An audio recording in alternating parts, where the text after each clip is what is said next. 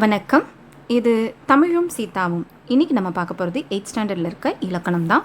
First எழுத்துக்களின் பிறப்பு அப்படின்னு சொல்கிறோம். ஸோ இந்த எழுத்துக்களுடைய பிறப்புகள் அப்படின்னு பார்க்கும்போது அதாவது உயிரின் முயற்சியால் உடலில் உள்ளே இருந்து எழுற காற்று தான் எது வழியாக மார்பு, தலை, கழுத்து, மூக்கு இந்த 4 இடங்களில் ஒன்றில் பொருந்தி, அதாவது உதடு, நாக்கு, பல், மேல்வாய் இந்த உறுப்புகளின் முயற்சியினால் வேறு வேறு ஒளிகளாக தோன்றுவதை தான் நம்ம என்னன்னு சொல்கிறோன்னா பிறப்பு அப்படின்னு சொல்கிறோம். ஸோ இந்த பிறப்பு வந்து 2 வகையாக பிரிக்கிறாங்க. இடப்பிறப்பு, முயற்சி பிறப்பு. சரிங்களா? ஸோ இது எழுத்துக்களின் இடப்பிறப்பு. கண்டிப்பாக இதில் ஒன் மார்க் கொஷின்ஸ் வந்து எதிர்பார்க்கலாம். என்னன்னு பார்த்தீங்க அப்படின்னா, உயிரெழுத்துக்கள் 12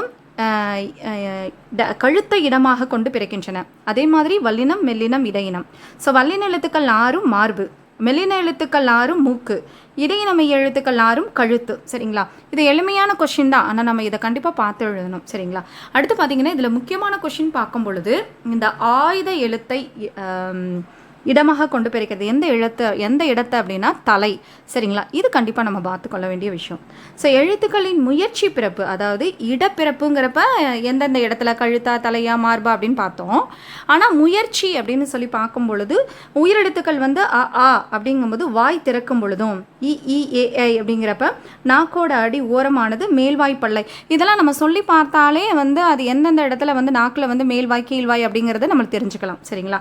உ ஊ ஓ ஓ அப்படிங்கிறப்ப 5ம் வந்து வாய் திறக்கும் முயற்சியில் உதடுகள் குவிப்பதால், இங்கே நம்மளுக்கு கொஸ்டின் எப்படி இருக்கும் அப்படின்னா உதடுகள் குவிப்பதால் நம்ம அந்த இடத்துல யோசிக்கணும். அப்போ வந்து இது ஈஸியாக இருக்கிற மாதிரி இருக்கும், ஆனால் கொஸ்டின் எடுக்கிறப்போ நம்மளுக்கு அந்த ஆப்ஷன் கொடுக்குறப்ப அதை நம்ம பார்த்து தான் எடுக்கணும். சரிங்களா?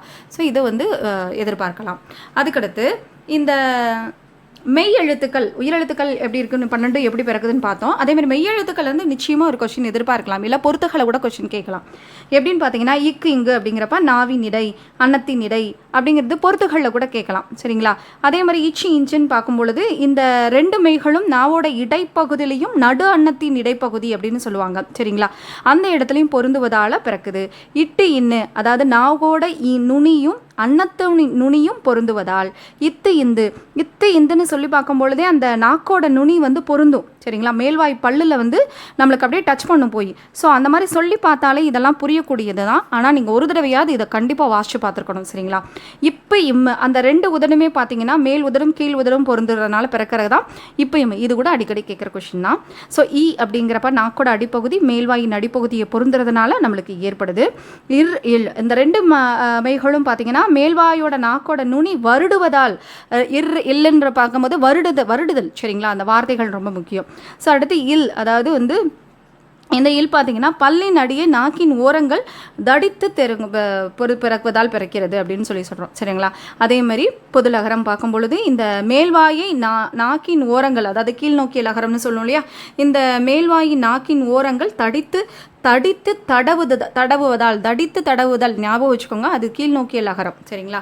இந்த கீழ் நோக்கிய லகரம் பார்க்கும் பொழுது தடித்து தடவுதல், மேல் நோக்கிய லகரம்னு பார்க்கும் பொழுது அந்த ஓரங்கள் வந்து தடித்து நெருங்குவதால், சரிங்களா, பிறக்கிறது. நாக்கின் ஓரங்கள் தடித்து நெருங்குவதால் பிறக்குவது, தடித்து தடவுவதால் பிறக்கிறது. சரிங்களா?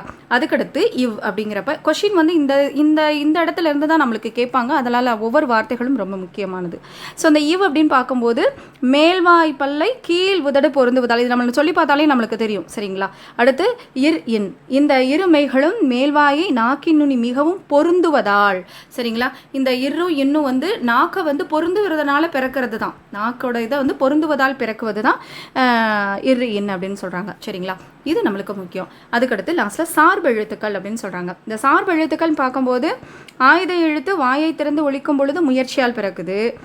பிற சார்பெழுத்துக்கள் யாவும் தத்தம் முதல் எழுத்துக்கள் தோன்றும் இடங்களில் பிறப்புக்குரிய முயற்சிகளை கொண்டு தாமும் பிறக்கின்றன அப்படின்னு சொல்லி முடிக்கிறாங்க. ஸோ சார்பெழுத்துக்களுடைய வகைகள் நம்மளுக்கு நல்லா தெரியும் 10. அதை தனி ஒரு வீடியோவில் கண்டிப்பாக போடுறேன். நன்றி.